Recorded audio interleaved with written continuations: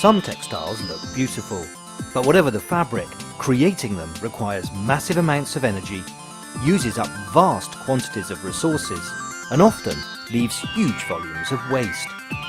But the way you make textiles and what you do with the pollutants can often have a huge effect on how their production impacts on the environment. Keeping textile factories running requires vast amounts of energy and resources. Turning each ton of cotton into finished fabric uses about 65,000 kilowatt hours of power and takes 250,000 litres of water. It's no surprise that almost 3/4 of the water is used for what are called wet processes. Things like washing, bleaching and dyeing.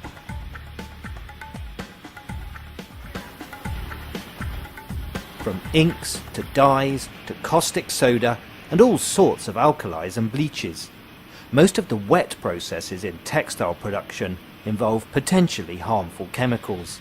Textiles industries produce around 56 billion litres of contaminated water a year.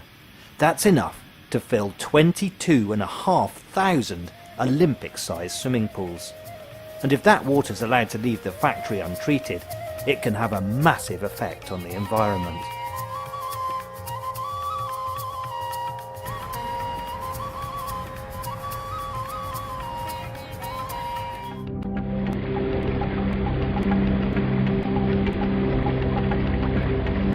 Today, China has some of the worst water pollution in the world. 70% of the country's rivers, lakes, and reservoirs are now classified as polluted, and half of China's water is deemed unsafe for human contact. A major source of this pollution, producing clothes and textiles, electronics, and countless other consumer products. Toxic chemicals used by these factories are now turning up in China's food and drinking water, and studies are increasingly finding them in wildlife and in humans, sparking significant health concerns. Famous multinational brands, including the sports giants Nike and Adidas.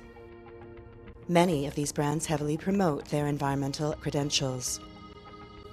However, the reality is that they simply don't know what toxic chemicals are being used by their long chain of suppliers. Until they take responsibility for this problem, brands can't guarantee that their products don't contain toxic chemicals and that they are not complicit in polluting China's rivers.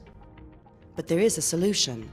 If brands work together with their suppliers, they can redesign their production processes and eliminate the use of dangerous toxic chemicals.